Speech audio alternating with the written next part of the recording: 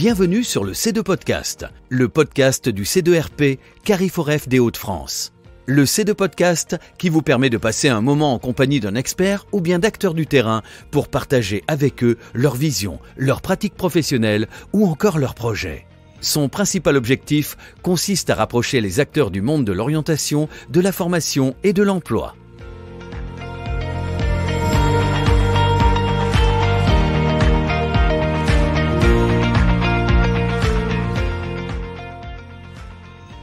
Bonjour et bienvenue dans ce nouvel épisode du C2 Podcast, le podcast du C2RP Carrefour Hauts-de-France.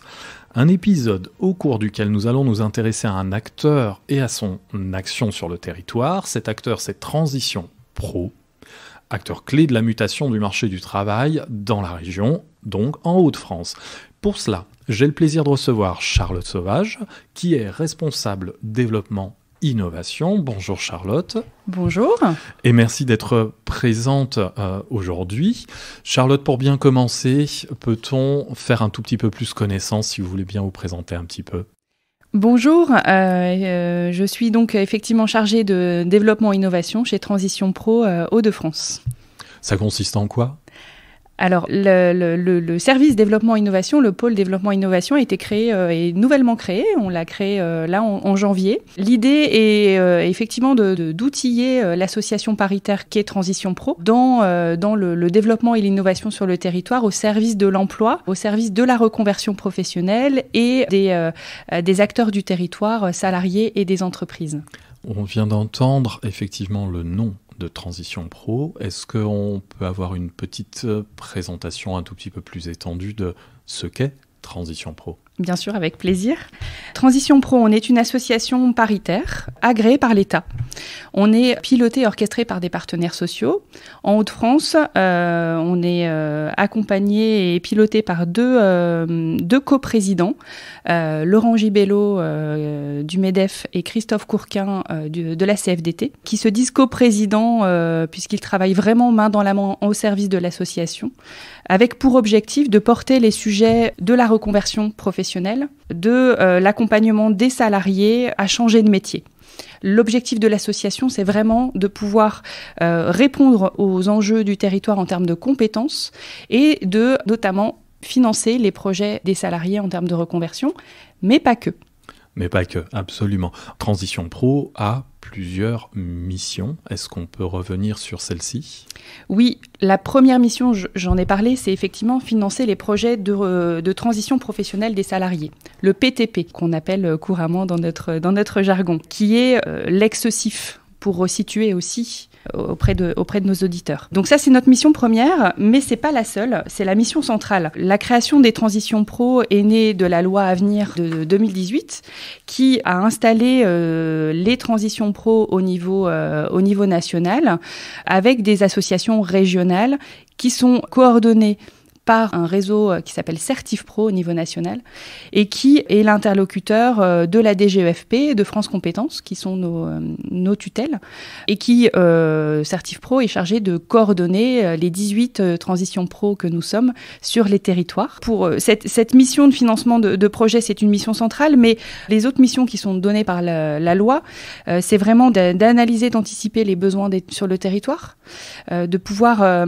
essayer de croiser les besoins des entreprises, des individus, les besoins de l'économie territoriale au service des projets de reconversion et de changement de métier des salariés. On a aussi une mission de garantir la qualité des formations qu'on finance, comme tout financeur. On a Calliope, là, qui est venu nous bousculer, qui s'est enfin installé, puisque ça fait quelques années qu'on en parle de Calliope, mais là, opérationnellement, ça y est, on y est passé.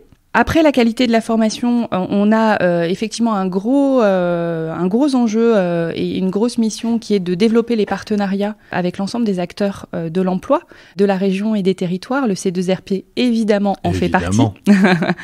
On a d'ailleurs signé une convention de partenariat, C2RP Transition Pro, qu'on met en œuvre opérationnellement, notamment par le biais de ce podcast aussi. On a une autre mission qui nous a été dévolue concernant le CEP, le Conseil en évolution professionnelle, où on est chargé du suivi de la mise en œuvre du CEP, du déploiement de cette offre de service à destination des salariés, qui est une offre de service gratuite pour permettre aux salariés de réfléchir et de co-construire leurs projets au service de leurs ambitions. Et puis, nous sommes également acteurs sur la certification CLEA, puisque nous veillons à la bonne mise en œuvre de cette certification, qui est le socle de connaissances et de compétences professionnelles. L'objectif étant d'organiser les jurys et de veiller au déploiement de cette certification sur le territoire. On parle depuis tout à l'heure donc du territoire. Évidemment, pour occuper celui-ci, il vous faut un certain nombre de moyens, parmi ceux-ci des implantations, des effectifs. Est-ce que là, on a quelques informations qui peuvent nous éclairer sur le sujet, justement, sur l'étendue de l'arsenal qui vous permet de mener vos actions? Oui, alors effectivement, on se veut un réseau de territoire. On a fait le choix de conserver nos 5 antennes territoriales sur l'ensemble des départements.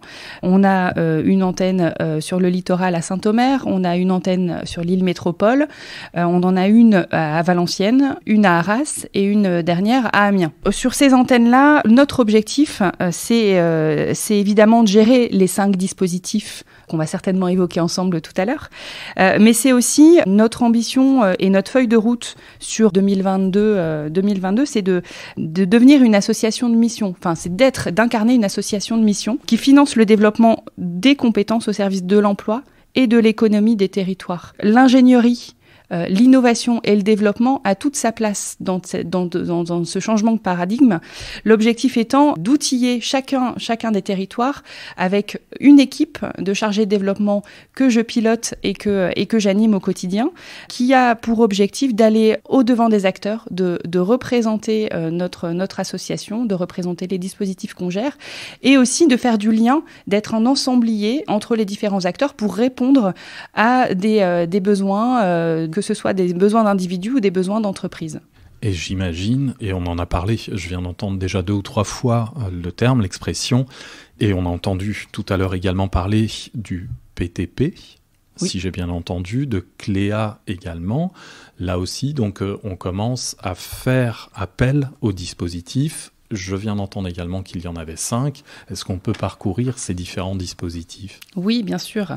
Alors, les 5 dispositifs qu'on gère, on gère le PTP, pour donc le projet de transition professionnelle. Pour illustrer de manière globale, on peut considérer qu'on accompagne plus de 7000 personnes, qu'on a accompagné plus de 7000 personnes en 2021. On a pris en charge, en termes de financement, plus de 3200 collaborateurs, salariés, on va dire, plutôt que collaborateurs. J'ai un petit chiffre, pardon de vous interrompre. Je viens d'entendre 7000 en 221. En ayant consulté le site internet, j'ai pu accéder à un document m'indiquant qu'en 2020, on avait 1171 bénéficiaires du PTP. Oui, alors les 7000, si on compare les 1100, on est à 1600, 1700 dossiers de PTP en 2021 comparé aux 1100 de 2020. Une très très forte progression effectivement de nos dispositifs. Pourquoi ? Parce que le réseau des Transitions Pro s'est installé dans la marque Transition Pro en 2020. En janvier 2020. Janvier 2020, il a fallu faire toute la communication de ce nouveau réseau qui s'installait dans ces nouvelles missions et d'informer sur ces nouveaux dispositifs. Donc toute la communication qu'on a organisée depuis cette période-là nous a permis d'augmenter la notoriété, de montrer que le réseau était disponible et en capacité de pouvoir répondre aux sollicitations. Par ailleurs, il ne faut pas se le cacher, la crise sanitaire aussi questionne les individus sur leur positionnement par rapport à leurs projets professionnels. Et il y a plein de réflexions qui sont nées aussi de ça. Et ça fait aussi effet boule de neige, si on peut parler ainsi. Si je reprends les chiffres et les dispositifs, on a 1700 dossiers de PTP qu'on a financés en 2021. On a plus de 1100 dispositifs salariés qu'on a accompagnés sur le dispositif démissionnaire. Gros boom sur ce dispositif. Objectif, c'est d'accompagner les salariés qui démissionnent à soit une création de reprise d'entreprise ou soit un projet de formation. Donc ça, un dispositif qui monte en flèche. On le suit, on le pilote tous les mois et il y a un vrai engagement des salariés sur le sujet. On a 380 dossiers financés en VAE. Sur la validation des acquis de l'expérience. Gros sujet aussi de VAE, peut-être qu'on pourra en faire un petit focus tout à l'heure, puisqu'on a une nouvelle expérimentation qu'on vient tout juste de lancer en lien avec les services de l'État en région, avec la DRETS. Et puis, on a près de 4000 certificats CLEA qu'on a délivrés en Hauts-de-France. Donc ça aussi, on est une des grosses régions sur le certificat CLEA et ça répond à de vrais enjeux, le socle de compétences et de connaissances. Si je compte bien, on a parlé donc du PTP, du dispositif démissionnaire, de la VAE, de la certification CLEA. Ça fait 4. Oui, jusque-là, vous comptez bien. Et le 5e ? Transition collective. Très bien. Alors, de son petit nom, Transco. C'est un dispositif qui a été créé sur l'année 2021, qui permet, qui est tout nouveau, qui est une co-construction de l'État et des partenaires sociaux, et qui permet aux entreprises d'identifier les mutations auxquelles elles font face, et d'identifier les métiers qui sont confrontés à ces mutations, et de permettre aux salariés qui sont concernés de pouvoir se reconvertir de manière sécurisée, de manière apaisée et sereine vers un métier qui recrute sur son bassin de vie. Ça, c'est la philosophie globale. Un très, très beau dispositif qui est dans sa philosophie, dans sa posture assez innovant, puisqu'en fait, il vient faire le pont entre les dispositifs qui étaient à la main du salarié en toute autonomie et les dispositifs qui sont à la main de l'entreprise pour développer les compétences de ses collaborateurs. Là, l'idée, c'est vraiment de faire un dispositif qui croise les intérêts de l'entreprise et de l'individu. Sur 2021, on a déjà identifié au sein de la région plus de 150 salariés qui sont impactés par des mutations et qui sont engagés par leur employeur dans le dispositif Transco. Donc sur ces 150 collaborateurs, on leur a expliqué le dispositif en réunion d'information collective avec les CEP, le Conseil en évolution professionnelle. Et l'objectif est de pouvoir les accompagner sur une reconversion sécurisée et de pouvoir financer leur dossier de reconversion. Et qu'est-ce que ça donne si, par exemple, je me portais candidat à justement une transition professionnelle ? Comment se déroulerait mon parcours ? Alors, donc là, on sort un peu de Transco, de tout dispositif confondu. On a un numéro de téléphone unique, le 03 59 61 62 63. Vous nous contactez. On a une cinquantaine de collaborateurs en Hauts-de-France qui sont salariés de Transition Pro, dont une certaine partie qui sont chargés de vous répondre au téléphone. L'objectif étant de vous orienter au mieux en fonction du degré de maturité de votre projet. Et donc, on vous accompagne. Est-ce que vous avez déjà des idées de métiers visés ? Si votre projet est clair, on vous accompagne sur le montage de votre dossier. Si toutefois, vous avez besoin de travailler votre projet parce que c'est encore l'objectif visé est encore un peu flou, où on sent qu'il y a encore besoin de maturer le projet professionnel, on vous oriente vers les bons acteurs, notamment le Conseil en évolution professionnelle, qui permet de vous accompagner à la définition du projet, et vous reviendrez vers nos services une fois que votre projet sera ficelé et sur lequel on pourra vous accompagner sur le financement. Et c'est un projet pour lequel je m'engage sur une période qui est une période connu ou c'est particulier à chaque projet que l'on peut rencontrer? Alors là, ça dépend des dispositifs. Par exemple, sur le PTP, on peut aller sur un projet d'1 an maximum. Sur le dispositif Transco, c'est l'un des avantages, c'est qu'on s'appuie sur le dispositif existant, c'est-à-dire sur le PTP, mais on a mis des ajustements justement pour faire face aux enjeux du dispositif. Et sur Transco, on peut aller sur un projet à 2 ans. Et après, on peut tout construire. L'idée, quand je vous parlais d'association de mission et d'objectifs, la feuille de route de notre association, c'est d'être un laboratoire d'innovation sociale. On peut tout construire. Si on a un projet plus long, avec mon équipe, on était en train d'identifier un projet sur 3 ans, avec un cofinancement, avec l'OPCO, oui. Sur la première année, qui cofinançait les coûts pédagogiques sur la première année, l'employeur qui prenait en charge la rémunération pendant cette année-là, et Transition Pro via le dispositif Transco qui finançait les 2 prochaines années. Vous voyez, après, la phase expérimentale qu'on vit avec Transition Collective nous permet d'imaginer d'ouvrir le champ des possibles. Et c'est ça qu'on porte avec mon équipe sur les territoires, c'est d'aller, non pas d'avoir une entrée par dispositif, mais d'avoir une entrée à quel est le besoin ? Quel est le besoin de l'entreprise ? Quel est le besoin de l'acteur ? Quel est le besoin de l'individu ? Et après, charge à nous d'aller chercher les compétences là où elles sont. Si c'est l'OPCO, on va solliciter l'OPCO en question.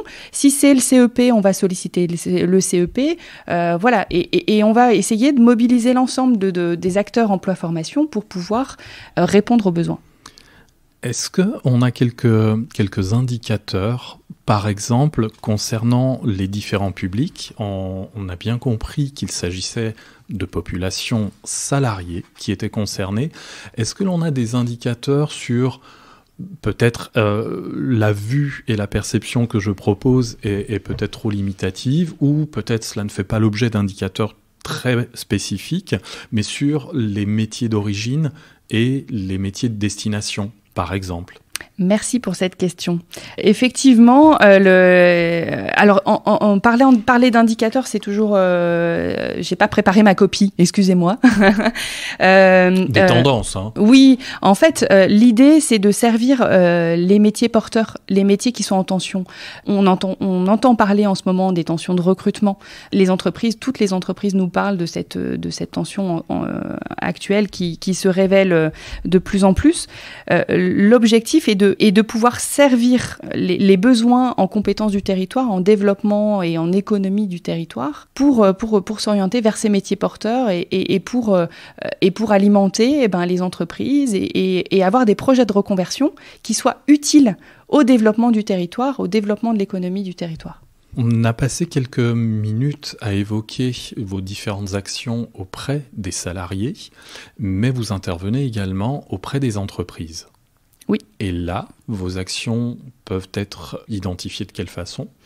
Alors, c'est justement l'équipe que je pilote qui intervient directement auprès des entreprises pour déployer notamment le dispositif transition collective. Comment on fait ? À partir du moment où on identifie un besoin en lien avec les services de l'État, parce que l'entreprise est en chômage partiel, en APLD, en chômage partiel longue durée, ou alors parce qu'elle rencontre une mutation, un OPCO nous sollicite en nous indiquant ce serait bien qu'on présente le dispositif à telle entreprise, parce qu'elle elle rencontre des mutations qui ont des impacts sur ses métiers et sur ses compétences. Les chargés de développement de Transition Pro vont rencontrer l'entreprise, analysent leurs besoins et essayent de comprendre dans quel contexte ils se situent. Pour illustrer et vous donner un exemple, on a une salle de sport qu'on a rencontrée et qui a fait face à l'impact de la crise sanitaire, à une concurrence accrue aussi, tout un tas de facteurs qui l'a fait questionner sur le positionnement de sa structure et qui est donc a proposé le dispositif Transco à ses salariés. Et parmi les éducateurs sportifs, il y en a d'eux qui avait le projet depuis des années de se réorienter dans le secteur sanitaire et social. On sait bien en ce moment que c'est un secteur très en tension qui recrute. Et donc, on a accompagné le projet de cette personne-là, d'éducateur sportif, vers un métier d'aide-soignant. Et il est rentré en formation en janvier, tout récemment, pour devenir aide-soignant.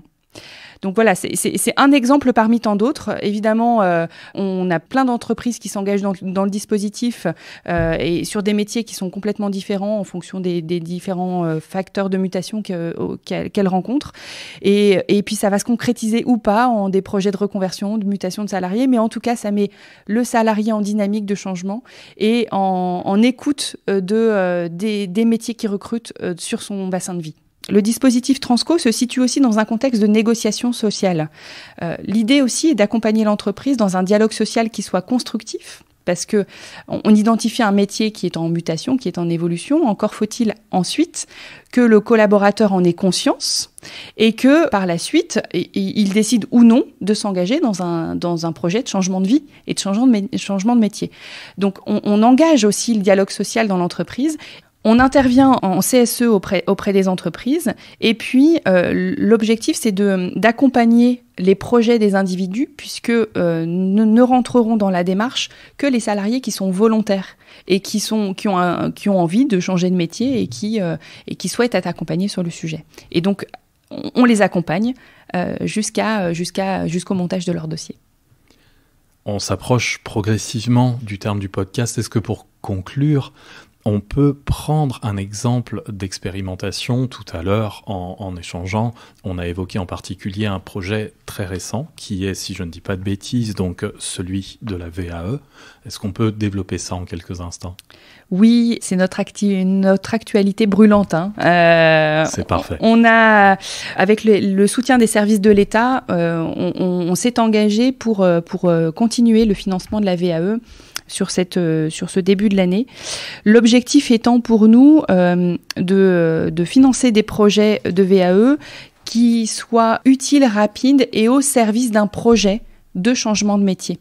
Donc on a 100 VAE en objectif qu'on a pour objectif de financer. J'étais justement ce matin avec un partenaire en webinaire pour expliquer cette expérimentation et expliquer les différentes possibilités de financement de la VAE. Et évidemment, le C2RP également est un acteur incontournable sur le sujet. L'objectif étant de montrer que le financement de la VAE peut être rapide, utile et au service d'un projet construit de changement de métier, d'un service de formation dans une logique de parcours. On a un deuxième projet, quand je vous disais qu'on est un laboratoire d'innovation sociale, en fait, je vais vous en dire qu'un, mais il y en a plein d'autres dans l'idée de ma présidence et de ma direction générale. C'est le projet Compétences IA. Sur l'intelligence artificielle. On est là dans le cadre d'un projet d'expérimentation aussi qui vise à quoi? À utiliser des dispositifs existants, le PTP, Transco, avec pour objectif de servir le développement des compétences dans l'intelligence artificielle et de pouvoir mettre à disposition des compétences de reconversion auprès des entreprises sur le sujet. Eh bien, c'est pas mal. On a une bonne illustration donc, de quelques-unes des expérimentations qui ont été mises en œuvre. On retrouvera l'ensemble des références que l'on a pu évoquer et citer, bien évidemment, sur la page du podcast dès lors qu'il sera publié. Nous arrivons, Charles Sauvage, au terme de ce podcast. Il ne me reste plus qu'à vous remercier et à vous dire à bientôt. Merci également et n'hésitez pas à me réinviter parce qu'il y a encore plein d'autres sujets que j'aurai plaisir à déployer, notamment une autre actualité, c'est sur transition collective où nous avons une nouvelle instruction ministérielle qui vient tout juste de tomber et voilà, j'aurai plaisir à venir discuter à nouveau avec vous pour évoquer ces différents sujets. Merci pour votre invitation. Nous n'y manquerons pas, merci.